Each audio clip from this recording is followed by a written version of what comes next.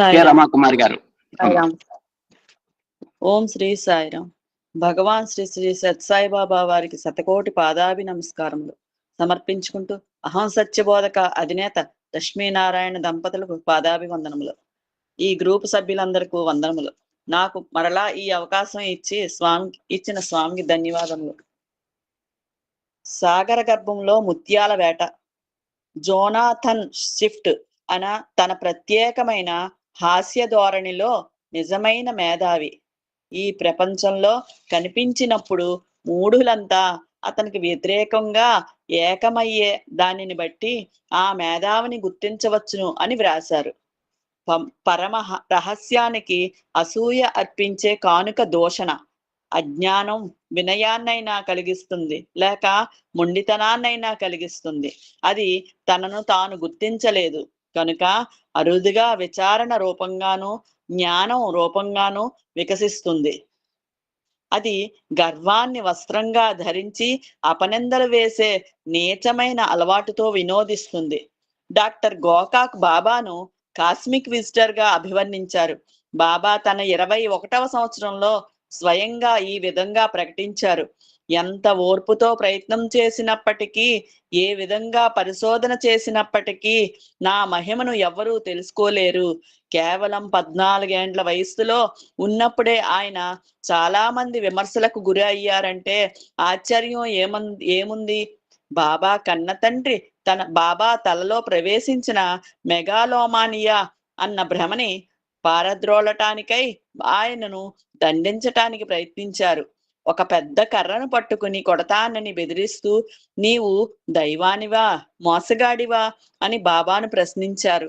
అప్పుడు బాబా, నేను తిరిగి అవతరించిన సాయిబాబాను, నన్ను పూజించండి అని సమాధానం చెప్పారు.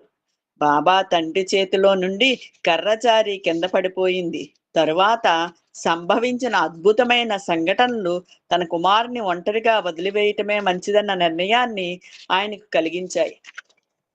పుట్టపర్తి గ్రామంలో ఉదయించిన ఈ కొత్త వెలుగు బాబాను గురించి వ్యాపిస్తున్న నిందలు దూషణలతో కూడిన అబద్ధపు ప్రచారాన్ని గురించి బాబా పెద్ద సోదరుడు బాబా దృష్టికి తెచ్చినప్పుడు బాబా ఆయనకు ఇలా వ్రాశారు.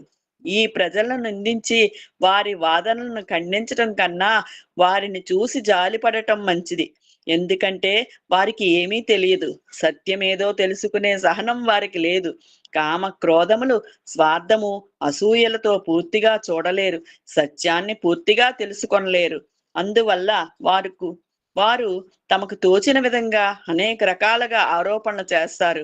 వారికి తెలిస్తే ఈ విధంగా వ్రాయటం మాట్లాడటం చేయరు.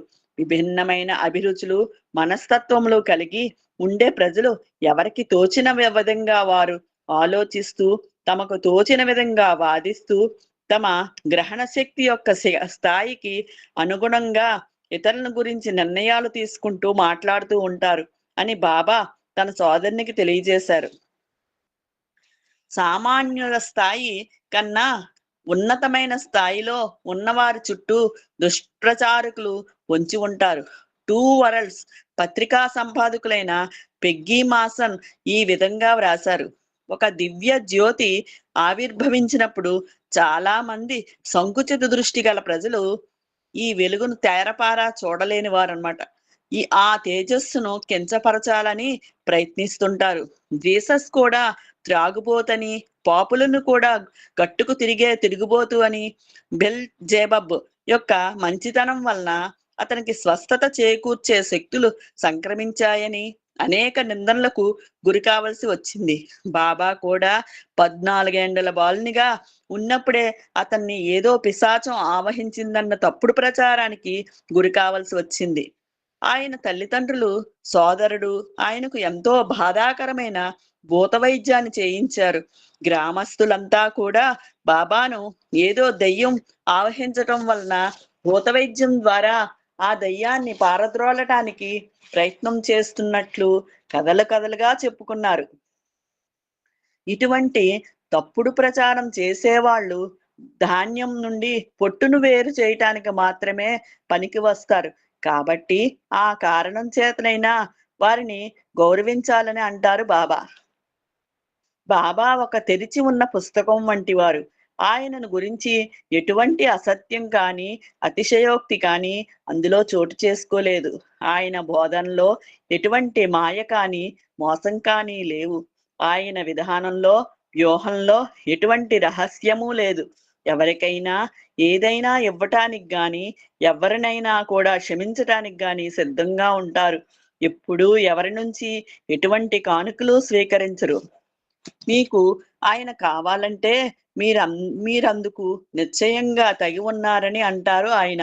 మీరు ఎక్కడ ఉన్నా గాని, మీరు పిలిచినంతనే మీ చెంతనే నిలుస్తారు. ఆయన ధనం ఒక్కటే, అదే ప్రేమధనం.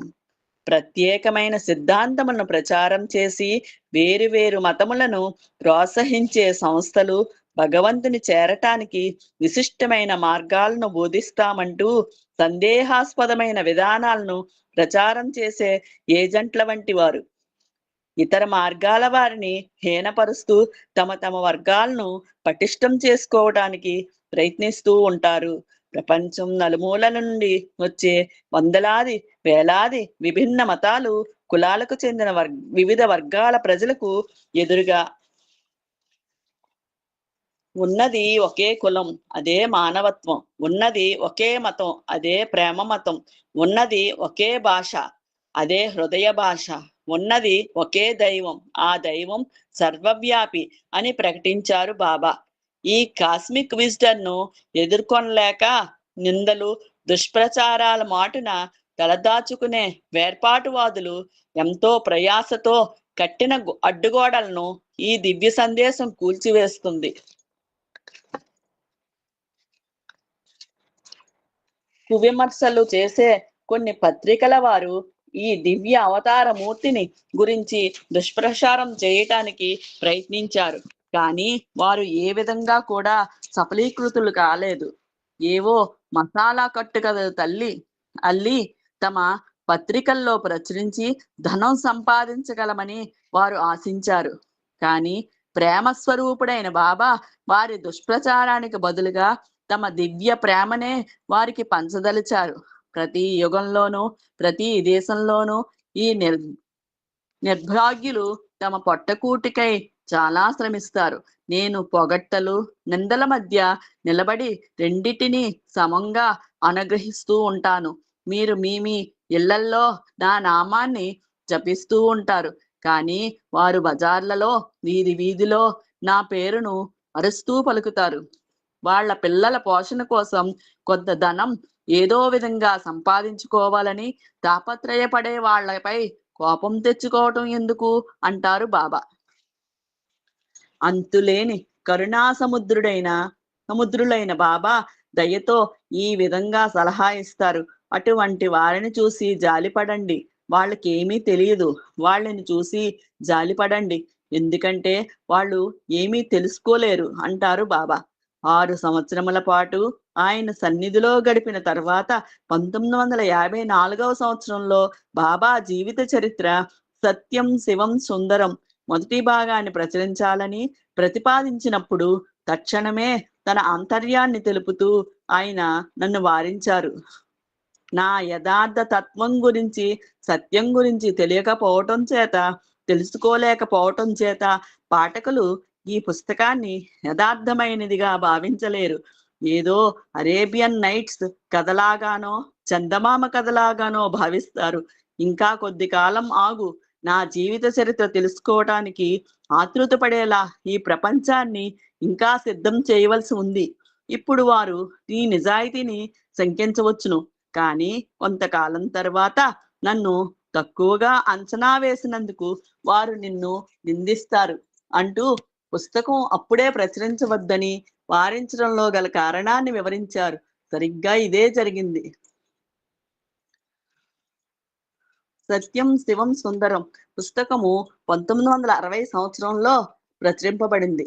తిరువణ్ణామలైలోని భగవాన్ రమణ మహర్షి ఆశ్రమవాసి అయిన స్వామి అభేదానంద నుంచి 1962 ఫిబ్రవరి 8వ తేదీన నాకు ఒక ఉత్తరం వచ్చింది. ఆయన ఈ మధ్యనే బాబాను కలుసుకోవటం జరిగింది.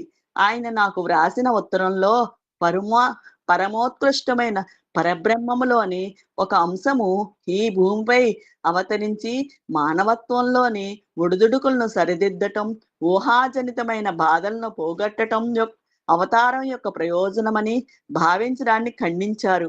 బాబా గురించి చాలా తక్కువగా అంచనా వేశానని ఆరోపిస్తూ ఆయన ఇంకా ఇలా వ్రాశారు. బాబా పరిపూర్ణమైన పరబ్రహ్మములోని అంశ మాత్రమే కాదు, అస్థిరంగా ఉన్న ఈ ప్రపంచమందు స్థిరత్వమును నెలకొల్పటానికి మానవుల్లోని దోషాలను సవరించి అతడు తన నిజస్థితిని, అసలైన తన సచ్చిదానంద స్థితిని గుర్తించినట్లు చేయుటకు ఈ భూమిపై పరిపూర్ణ పరబ్రహ్మమే బాబాగా అవతరించిందని తెలియపరిచారు.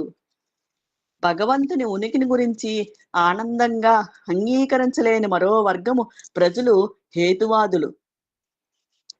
భగవంతుడు అన్న ఆలోచనే వారికి గిట్టదు. మరి ఇక్కడ బాబా ఏమో తానే దేవుడినని, ప్రతి ఒక వ్యక్తి కూడా భగవంతుడేనని, ఆఖరికి భగవంతుడే లేడని వాదించే వారితో కూడా అందరూ భగవంతుని స్వరూపాలేనని ప్రకటిస్తున్నారు. అట్టి వారు కేవలము తన అహంకారాన్ని లేక తమ ఇజంని మాత్రమే గౌరవిస్తారు. జీన్స్, ఇడ్డింగ్టన్, ఫ్రాయిడ్, ఐన్స్టీన్, జంగ్ మొదలైన శాస్త్రవేత్తలు సైన్స్ యొక్క లోపాలను విశదపరిచే ముందు ఇంచుమించుగా ఈ శతాబ్దంలోని 4వ దశకంలో వారి తర్కానికి విరామం ఇచ్చారు. అతి గూఢమైన ఈ విశ్వం ముందు సైన్స్ వినయంగా తలవంచింది.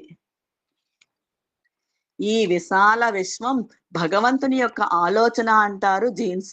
ఉద్దండులైన సాంకేతిక నిపుణులు, శాస్త్రీయ విజ్ఞానధనులైన పండితులు ఎంతో కష్టపడి రూపొందించిన సిద్ధాంతాలు, సూత్రాలలో కణము, అణువు, ద్రవ్యము, శక్తి ఒకదాని వెంట ఒకటి ఆశ్చర్యకరమైన, అద్భుతమైన మార్పులను తెస్తున్నాయి.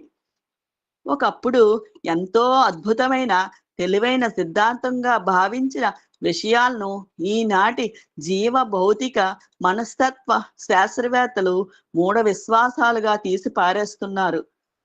పాల్ బ్రంటన్ రాసినట్లుగా ఎవరైనా ఉద్దేశం యొక్క సాక్ష్యాన్నంతా లోతుగా పరిశీలించినప్పటికీ అన్నింటినీ నడిపిస్తున్నది ఓ మహత్తర శక్తి అని నమ్మకపోయినట్లయితే అతడు నాసికత్వానికే వస్తాడు.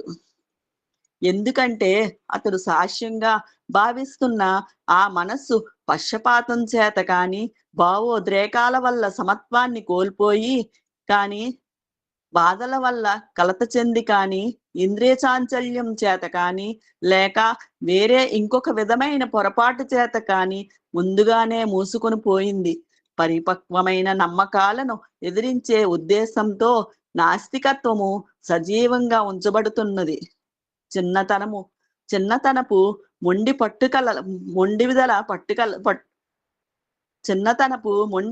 పట్టుదల కది గుర్తు. పాతబడినదిగా భావించబడిన ఒక అభిప్రాయాన్ని అంగీకరించడానికి ధైర్యం లేక కొందరు ఈ మతాచారాన్ని ప్రచారం చేస్తారు. తమకు సంతోషం లేకపోవడం చేత మరికొందరు ఆ విధంగా ప్రవర్తించి ఇతరులు పొందే ఎట్టి సంతోషాన్నైనా భంగపరచాలని కోరుకుంటారు. ఈ హేతువాదుల్ని చెప్పబడే ఒక వర్గం వారు తాము బాబాను గురించి కొన్ని పరీక్షలు, పరిశోధనలు చేయదలుచుకున్నామని వివిధ పత్రికల్లో ప్రకటించారు. మేము బాబా ధరించిన అంగీని తొలగించమని అడుగుతాం. మరి ఆయన బుట్టతల సంగతి ఏమిటి? ఈ దుబ్బు జుట్టు కూడా అబద్ధం కావచ్చునని అంటుంటారు. ఒకవేళ ఆయన తన ఒంటిపైన ఏమైనా వస్తువులు దాచి ఉంచుకుంటారేమో. బహుశా మెటల్ డిటెక్టర్స్ ఉపయోగించి తెలుసుకోవాలి అంటూ తాము బాబాను పరీక్షించదలుచుకున్న విషయాన్ని గురించి ప్రకటించారు. అంతకు ముందు గతంలో శ్రీ సత్యసాయి బాబాను బహిరంగంగా ప్రశ్నించి స్వయంగా విమర్శించిన బ్లిడ్జ్ పత్రికా సంపాదకుడైన శ్రీ ఆర్కే కరంజియా హేతువాదుల ఆలోచన అతి నీచమైన, హేయమైన, పూర్తిగా అవమానకరమైన ఆలోచన అని పేర్కొన్నారు. తరువాత ఈ పరిశోధకుల యొక్క విశ్వాసపాత్రులైన అనుయాయులు కరంజియా అమ్ముడు పోయాడని, లంచం ఇవ్వబడ్డాడని, హిప్నాటైజ్ చేయబడ్డాడని, బాబాచే పూర్తిగా ప్రభావితుడై మారిపోయాడని విమర్శించారు. ఇటువంటి వ్యక్తుల తొందరపాటు ముట్టడులు మనకు డాన్ క్విక్సోట్, సాంకోపాంజాల యొక్క తొందరపాటు సాహస చర్యలను గుర్తు చేస్తాయి. హేతువు అన్నది ఒకానొక మానసికమైన స్థితి అని, అది అర్థం లేని ఇష్టాయిష్టాల వలన కలుషితమై ప్రభావితమవుతుందన్న విషయం ఇప్పుడు మనకు బాగా నిర్ధారణ అయ్యింది. అది ప్రచారం వలన మారిపోగలుగుతుంది. ఎవరికి తోచిన విధానంలో వారు వారి మనస్సుకునకు నచ్చినట్లు మాత్రమే విషయాలను వ్యాఖ్యానించడానికి ప్రయత్నిస్తూ ఉంటారు. బాల్యానుభవాలు కూడా మనుషుల పట్ల, సిద్ధాంతాల పట్ల, పద్ధతుల పట్ల పక్షపాత వైఖరిని కలుగచేస్తాయి. అన్ని లోపాల కన్నా మన అహంకారం, మనస్సాక్షులను రక్షించుకోవడానికి మనం చేసే వాదన మన దురభిప్రాయాలను హేతుబద్ధం చేయాలనే మనోభావన చేత కలుషితం అవుతుంది. సాయిరామ్ సార్. సాయిరామ్ అమ్మ. సాయిరామ్. సాయిరామ్. ఈ అవకాశాన్ని ఇచ్చిన మీ అందరికీ సాయిరామ్. స్వామికి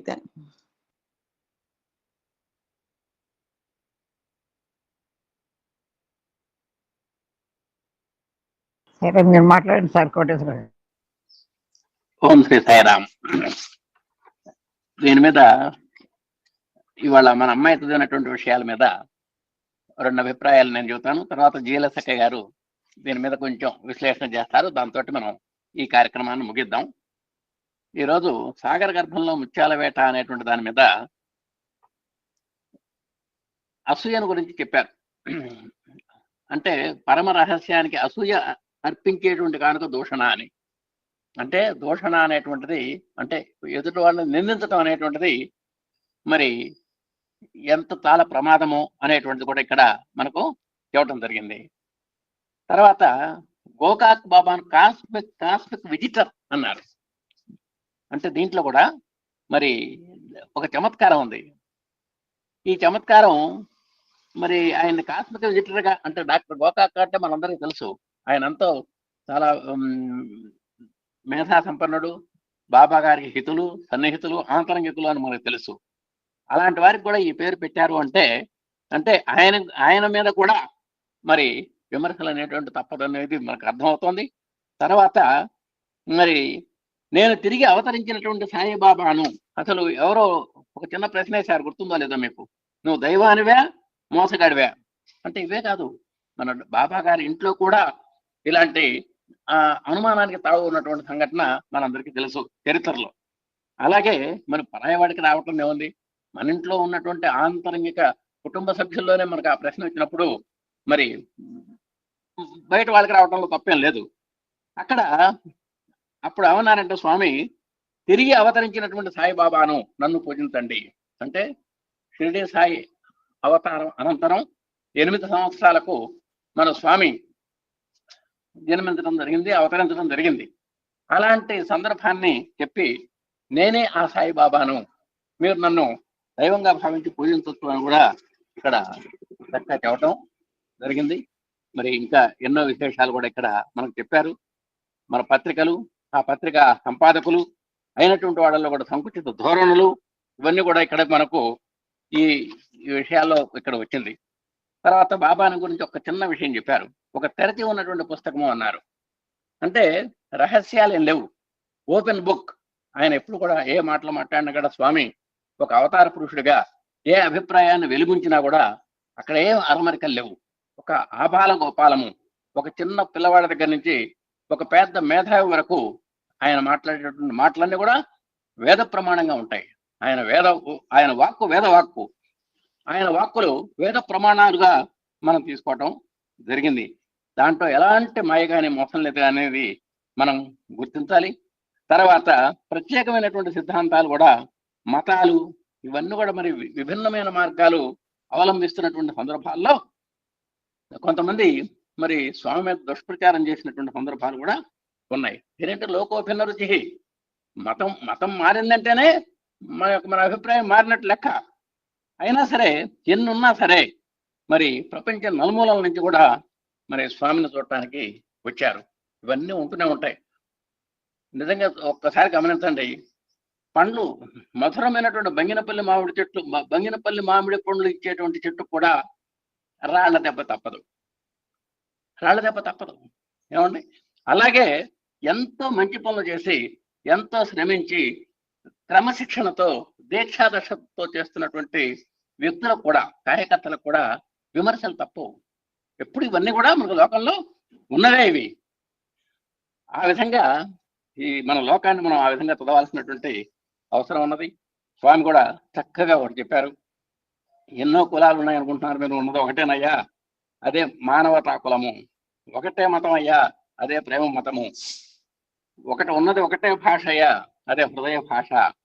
ఉన్నది ఒకటే దైవము, ఆ దైవం సర్వవ్యాపి అని మనం ఒక డివినిటీ యొక్క సారాంశాన్ని మొత్తాన్ని కూడా చిన్న చిన్న మాటల్లో, అనంతమైనటువంటి భావాలతో, అనంతమైనటువంటి తత్వాన్ని భాషించేలాగా, అంటే అవతార తత్వంలో ఉన్నటువంటి ప్రగాఢమైనటువంటి లోతుల్ని మనకు అలతి పదాలతోటి, సుందరమైనటువంటి పదాలతోటి, సరళమైనటువంటి తేట తెలుగులో మనకు స్వామి చెప్పడం జరిగింది.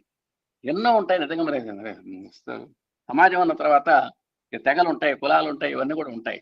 ఉన్నా కూడా మనం అన్నిట్లో మనం భాషించాల్సింది, అంటే ఒక నెక్లెస్ లో, ఒక హారంలో ఒక దారం ఏ విధంగా అయితే మనకు కనబడకుండా ఉంటుందో, ఎన్ని మతాలు ఎన్ని మాటలు మాట్లాడినా సరే ఆ మణిలో ఉన్నటువంటి దారంలాగా, ఆ హారంలో ఉన్నటువంటి దారంలాగా అన్ని మతాల్లో కూడా ఎవరైనా సరే మానవత్వం అనేటువంటి దారాన్ని కలిగి ఉండాలి. సూత్రే మణిగణా ఇవ అనేటువంటిది మనం భాషించాలి అని స్వామి చక్కగా ఇక్కడ మనకు చెప్పడం జరిగింది. ఇలాంటి విశేషాలు ఉన్నాయి. అలాగే 1954లో సత్యం శివం సుందరాన్ని గురించి కూడా ఇక్కడ మనకు ఒక ప్రస్తావన వచ్చింది. ఇంకా కొన్ని విశేషాలు మన ఆత్మీయ సోదరిమణి జిఎల్ గారు భాషిస్తారు. అంతటితోటి ఈ కార్యక్రమాన్ని మనం ముగిద్దాం. సాయిరామ్. ఓం శ్రీ సాయిరామ్. సర్వదేవతాతీత స్వరూపులు భగవాన్ శ్రీ సత్యసాయి దివ్య శ్రీ చరణాలకు శతకోటి ప్రణామం సమర్పించుకుంటూ, మన ఆత్మీయ సోదరులు అధినేత అయినటువంటి పూజ్యులు లక్ష్మీనారాయణ గారి దంపతులకు హృదయపూర్వక నమస్మాంజలు తెలియజేసుకుంటూ, మనకు ఆత్మీయ సోదరులు శ్రీ కోటేశ్వరరావు గారికి కూడా హృదయపూర్వక నమస్కారం తెలియజేసుకుంటూ, మన పద్మాపయ్యనికి హృదయపూర్వక ఆశీర్వదిస్తూ అందరికీ ప్రేమపూర్వక హృదయపూర్వక సాయం అండి. ఈరోజు అంశం అంతా కూడా మరి మన కోటేశ్వరరావు గారు చాలా వరకు విశ్లేషణ చేశారు, చెప్పారు. నెగిటివ్ పబ్లిసిటీ, నెగిటివ్ తెలియని విషయం ఏంటంటే, జనానికి నెగిటివ్లోనే స్వామివారి అవతారతత్వం బాగా బయటపడుతుందనే విషయం తెలియదు. నెగిటివ్ పబ్లిసిటీ చాలా స్పీడ్గా ప్రజలకు దూసుకెళ్ళిపోతుంది. ఎవరైనా ఒక మంచి పని చేశారు అనుకోండి, ఆ మంచి పనికి పాజిటివ్, అయ్యో వాళ్ళు ఆ మంచి పని చేశారు, అందులో ఏదో ఉందని ఎవరు కూడా ఊహించరు. దాని గురించి నెగిటివ్గానే ఎక్కువ ఆలోచిస్తారు. ఏం లాభం లేకుండా ఏం చేస్తున్నారు వీళ్ళు అని మనకి మామూలుగా ఇవన్నీ వస్తూ ఉంటాయి. అదేవిధంగా అటువంటి అద్భుతమైన అవతారమూర్తి, నిర్గుణ నిరాకారుడైన సాయి పరమాత్ముడు, ఆ భగవంతుడు సాక్షాత్తు మానవాకారం ధరించి మన ముందు నడిగాడుతూ ఆయన నేను భగవంతుణ్ణి అని చెప్పినా కూడా చాలామంది చాలా నెగిటివ్ పబ్లిసిటీని చేశారండి. మరి ఒకసారి విఎస్ఆర్ మూర్తి గారిని అడిగారు నెగిటివ్ పబ్లిసిటీ అయితే, మరి ఆయన దేవుడు అంటున్నారు కదా, అందరూ గారడీ వాడు అంటున్నారు, అదంటున్నారు ఇదంటున్నారంటే ఒక్కటే మాట చెప్పారు విఎస్ఆర్ మూర్తి గారు. ఆయన అడిగిన వ్యక్తికి ఒకటే మాట చెప్పారట, నువ్వు వెళ్ళి పుట్టపర్తి వెళ్ళావా, ఆయన్ని చూసావా అడిగారట. చూడలేదన్నట్టు. అయితే ఒకటే, వెళ్ళి చూసిరా తర్వాత మాట్లాడన్నట్టు. అంతే, వెళ్ళాడు, స్వామిని చూశాడు, మళ్ళీ స్వామికి అత్యంత భక్తుడైపోయాడు. అదేవిధంగా స్వామి కూడా ఇలా నెగిటివ్ పబ్లిసిటీ చేసే వాళ్ళని స్వామి ఒక మాట చెప్తారు, ఎవరైనా కనుక చెడుగా మాట్లాడినప్పుడు, మామూలుగా ఎవరి గురించి మాట్లాడినా, ముఖ్యంగా నా గురించి చాలా చెడు ప్రచారాలు వస్తాయి, చెడు మాటలు మిమ్మల్నితో డిస్కస్ చేస్తారు, మిమ్మల్ని కూడా ఈ మార్గం నుంచి బయటకు తీయడానికి ప్రయత్నం చేస్తారు. అలా ఎవరైనా మిమ్మల్ని ఇటువంటి చెడు ప్రచారంతో అడిగినప్పుడు మీరు మాట్లాడకుండా తప్పుకో, అక్కడి నుంచి వెళ్ళిపోండి, అంతే తప్ప నోరు పద్దు మాట్లాడద్దు అని ఒకసారి వారి దివ్యోపన్యాసంలో తెలియజేశారండి. అదేవిధంగా కరణ్య కరణ్యం అని తెలుసు కదా. ఆయన ఈ ఈ పత్రికలో ఈ ప్రచారం ద్వారానే చేసి స్వామి దగ్గరికి వచ్చి అత్యంత భక్తులు అయిపోయాడు డాక్టర్ కరణ్జీ ఆ పేపర్. ఈ విధంగా ఎంతోమంది నెగిటివ్గా పబ్లిసిటీ చేసిన వాళ్ళంతా కూడా స్వామికి అత్యంత భక్తులు అయిపోయారు. మరి ఈ నెగిటివ్ ప్రచారం స్వామి మహాభినిష్క్రమణం ముందు స్వామివారు హాస్పిటల్లో ఉన్నారు. చాలామంది ఎన్ని రకాలంటే పేపర్లకి వాళ్ళకి మంచి డబ్బులు అనమాట. ప్రతిరోజు పేపర్ తీయగానే పేపర్ నిండా కూడా స్వామి గురించి చెడు ప్రచారం చేసినప్పుడు చాలామంది మమ్మల్ని అందరూ అడగడం కూడా జరిగింది. ఏంటి ఆయన మరి ఎప్పుడో అయిపోయింది కదా, ఇలాగటి కదా అలాగటి కదా అరకూడని మాటలని అన్నారండి. అంతేకాదు ఇంకా వాళ్ళని మాట్లాడంటే స్వామి దగ్గర బోళ్ళు నిధులు ఉన్నాయి కదా, బోళ్ళు బంగారాలు ఉన్నాయి కదా, కవర్లు గది నిండా పడున్నాయి కదా అని ఇటువంటి ప్రశ్నలు వేసేవారు. స్వామి మాట్లాడద్దు అన్నారు, కానీ మాట్లాడలేకుండా ఉండలేకపోయాం ఆ పరిస్థితిలో. మరి ఆయన సాక్షాత్తు విష్ణుమూర్తి, లక్ష్మీదేవి భర్త. డబ్బు ఆయన దగ్గర ఉండకపోతే ఎవరి దగ్గర ఉంటుంది? మరి అనంత పద్మనాభస్వామి కింద నిధులు ఉన్నాయని అందరూ చెప్పుకుంటున్నారు కదా, మరి అవి ఎలా వచ్చాయి? ఆయన భగవంతుని నమ్ముతున్నారు కదా. అటువంటి సాక్షాత్తు స్వామి దగ్గర ఉండకపోతే ఇంకెవరి దగ్గర ఉంటాయి అని ఎంత ప్రచారం అంటే అంత ప్రచారం చేశారండి. కానీ ఈ ప్రచారాలు అవి కూడా ఆ పరమాత్ముడికి అంటావు. ఎందుకంటే దుష్ట శిక్ష రక్షణ కోసమే స్వామి వచ్చారు. అందరిలో ట్రాన్స్ఫర్మేషన్ తీసుకురావడం కోసమే వచ్చారు. ఇలా ట్రాన్స్ఫర్మేషన్ తీసుకొచ్చిన వాళ్ళు ఎంతోమంది స్వామికి స్వామి తెలుసుకున్న దగ్గరికి వెళ్ళిన వాళ్ళకంటే ఎక్కువ మంది నెగిటివ్ థాట్ తోటే స్వామిని చూద్దామని వచ్చి స్వామికి అత్యంత భక్తులు అయిపోయిన వాళ్ళు 75% వాళ్ళే ఉన్నారండి.